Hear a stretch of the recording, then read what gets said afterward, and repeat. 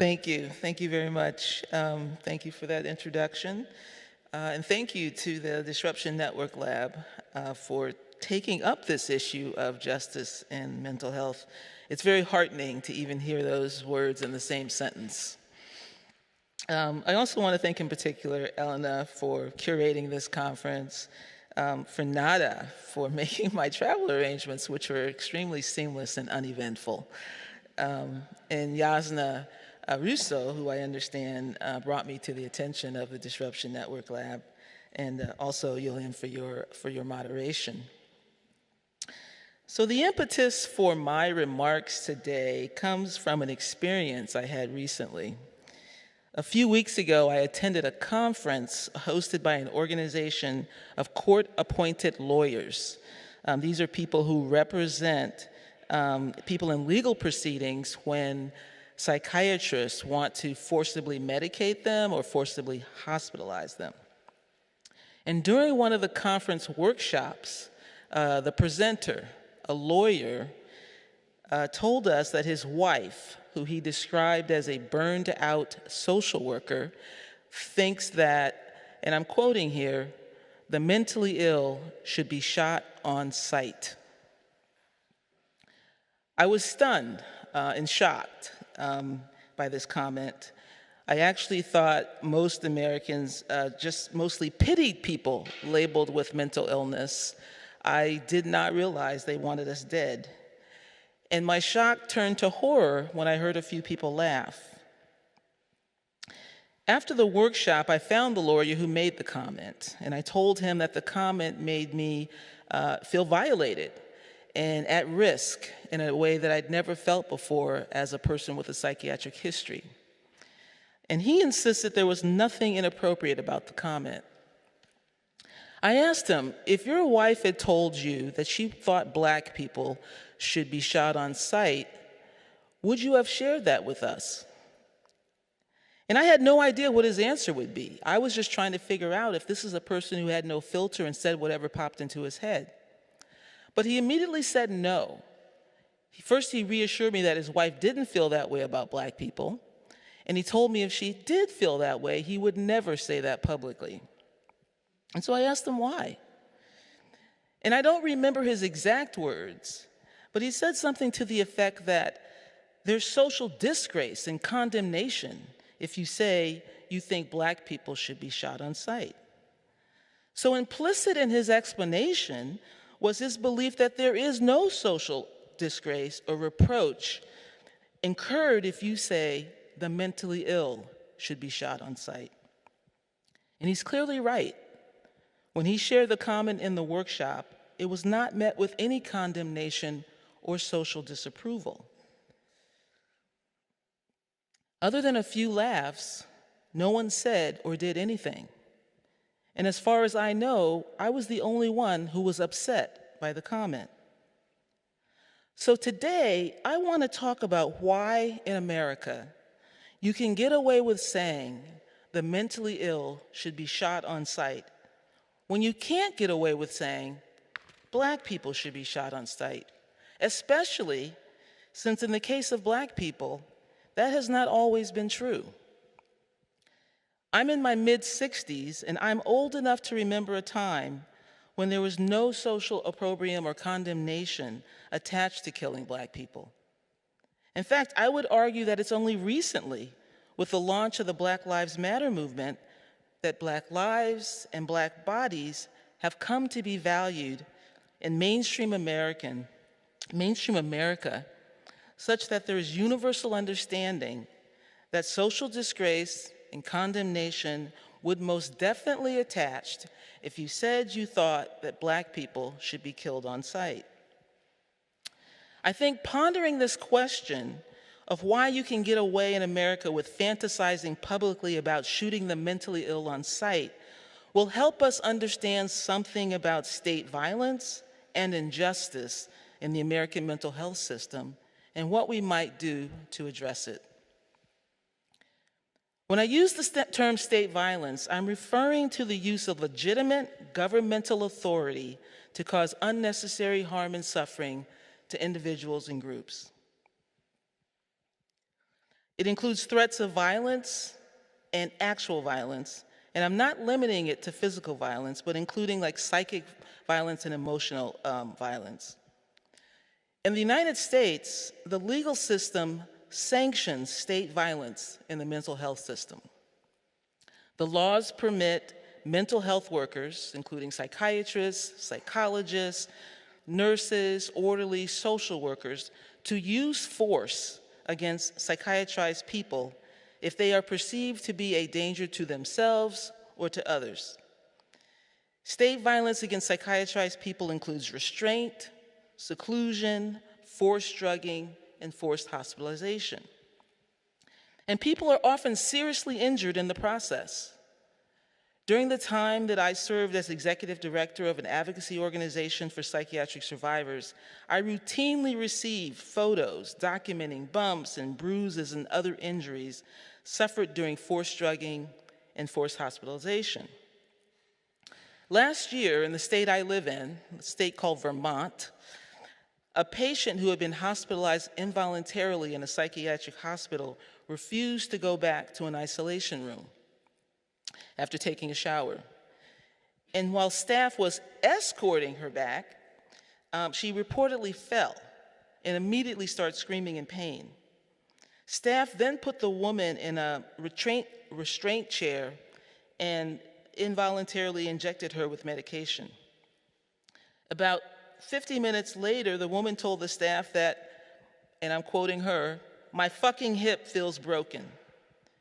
And one of the staff members told investigators that she expected it was just a strain due to the woman's old age. Another staff member compared the woman to the boy that cried wolf. And after the woman's groans grew louder, staff called a doctor who showed up 2 hours later. And 5.5 hours after this supposed fall, the woman was taken to the emergency department where her x-ray showed a broken hip. And I share this example with you because I want to be clear that the force we're talking about is not benign, but that can result in serious physical and emotional injury. And psychiatrized people are uniquely singled out for this type of violence. A person may be perceived to be a danger to himself or others. However, if they do not have a mental illness, U.S. law does not allow force to be used against them. In the U.S., there is clearly something about your status as a psychiatrized person, as opposed to this danger, that makes us subject to state violence. I personally experienced a threat of state violence several years ago when a police officer, dressed in plain clothes, showed up at my office when I was working at an American university. I was on the telephone at the time, engaged in my work, and he told me he had come to take me into custody because he had received a report from my psychiatrist that I was suicidal. When I told him I was going to finish my telephone call, he unbuttoned his sports coat and directed my attention to the gun on his belt. And I hope you can recognize the irony of a police officer threatening homicide to a person he believes is suicidal. This is what passes as care in the American mental health system, which is of course not care at all, but control. And in the US, when members of marginalized groups are singled out and subjected to state violence, that violence is often privatized and reproduced in the community against members of those same marginalized groups. We see this clearly with members of the Black community in the case of police brutality. So for example, in 2012, in a well-known case, before the launch of the Black Lives Matter movement, a man by the name of George Zimmerman, a private citizen, killed Trayvon Martin, a Black teenager who Zimmerman described as suspicious, and a jury found the man not guilty. So in addition to being subjected to violence in the mental health system, psychiatrized Americans are also killed by police at alarming rates. One statistic that floats around the US is that people with so-called untreated mental illness are 16 times more likely to be killed by police. Now, while I have some quarrels with the methodology and assumptions used to arrive at that statistic, there is certainly empirical evidence that people in emotional distress are disproportionately killed by the police in the United States. For example, I live in a small state of about 630,000 people. In the last 10 to 15 years or so, at least 10 people in mental distress have been killed by police. And those have really been the only law enforcement killings in the state.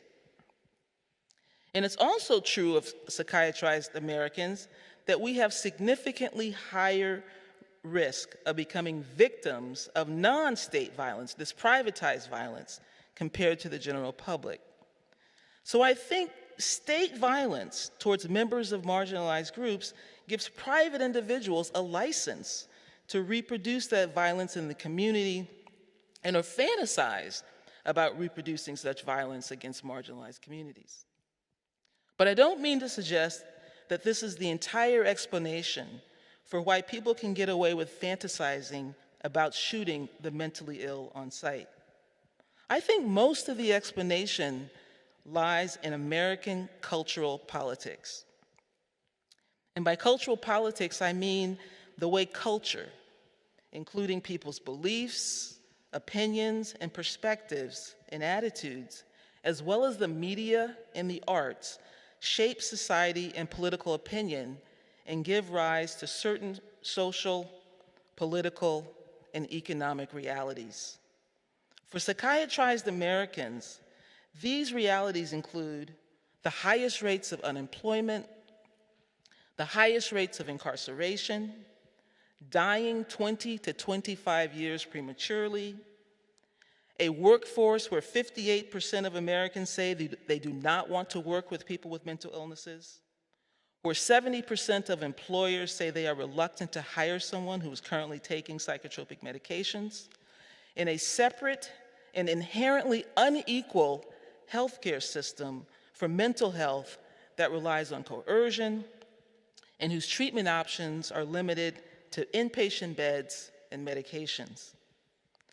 In the state I live in, it is unlawful for people with, quote, severe psychiatric disabilities to marry. And severe mental illnesses in the US are defined as schizophrenia, bipolar disorder, and major clinical depression.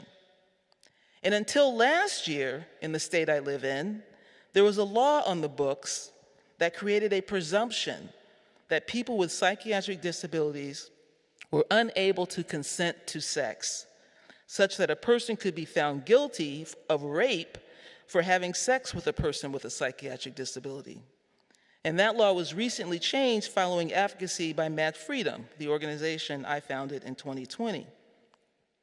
So the injustice we see in the mental health system is a symptom of the problem and not the problem itself. The injustice in the mental health system is the result of attitudes, beliefs, opinions, and perceptions about mental illnesses that most Americans hold. In other words, it's the culture, meaning public opinion, arts, and the media, that imbues politics, meaning the government and the law, the legal system, with perspectives about mental illness that give rise to an unjust mental health system, as well as state violence and privatized violence against psychiatrized people. The media, the arts, and the language Americans use to talk about mental illness have deeply embedded in the American psyche negative attitudes about psychiatrized people.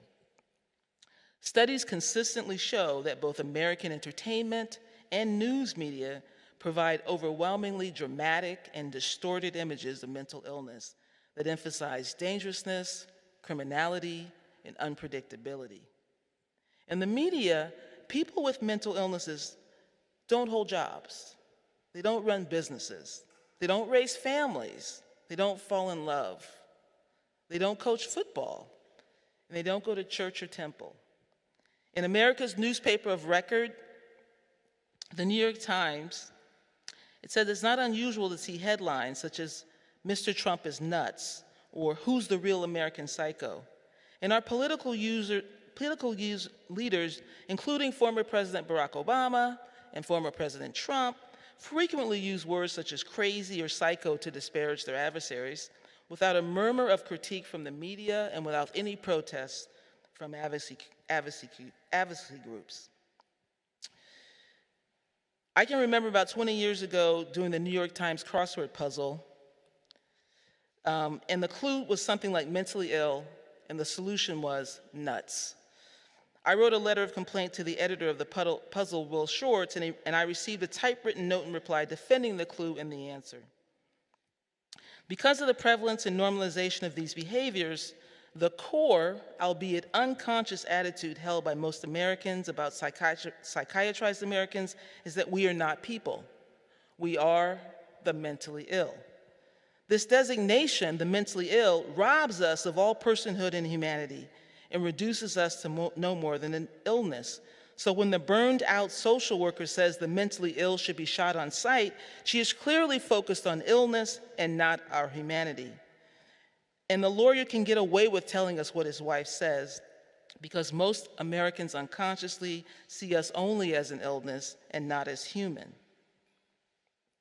And because of the current state of cultural politics, there's no way we can make significant changes in the mental health system, say nothing of abolishing it, without first taking on cultural politics. And of course, this is what the Black Lives Matter movement has done. It's also what the gay rights movement has done. It's how political change happens in America. And of course, this is easier said than done. And I think the reason it has not been done is that because psychiatrized Americans are so busy trying to escape the category of mentally ill that no one is refining the category of the mentally ill and making a full-throated declaration of the right to be both mentally ill and human. Our plight has been orphaned both by the shame of being labeled mentally ill and the urgency to escape the label. And this makes us really unique among marginalized groups. Other marginalized groups, of which I'm a member, by choice or assignment at birth, fight to redefine the labels we're given, and in most cases, reclaim those words. I see a real uneasiness among psychiatrized Americans with embracing these words like mentally ill or mad or crazy. And in many cases, I see an outright rejection with people defiantly proclaiming, "I'm not mad, I'm not crazy, I'm not mentally ill." Something I've learned from being Black and queer is that the names by which we are called never apply to us. But in answering them, we find our voice and our power. For me, these terms, mad, mentally ill, and crazy, are not a reflection of my mental state. I embrace these terms because I want it known that regardless of my mental state, I'm still a human being. And I insist on the same rights, the same protections as those who would oppress me based on my mental state. When I embrace these terms, I'm saying I love myself. I'm saying I'm proud of who I am. Whether mad or not, crazy or not, mentally ill or not, I love myself, I'm proud of who I am, and I am entitled to the same rights and the same protections as any other person. I identify as mad as the same way I identify as Black or queer. Those terms are not who I am, they are what I believe. They are political identities, not biological or social identities. And finally, I embrace the term mad as a way of making visible the oppression of psychiatrized people and as a way of entering a movement to change the world. And I don't think we can ever influence cultural politics unless we embrace these terms, unless we are not shamed by them, and unless we answer to these terms, and until we make that full-throated declaration of the right to be both mentally ill and human.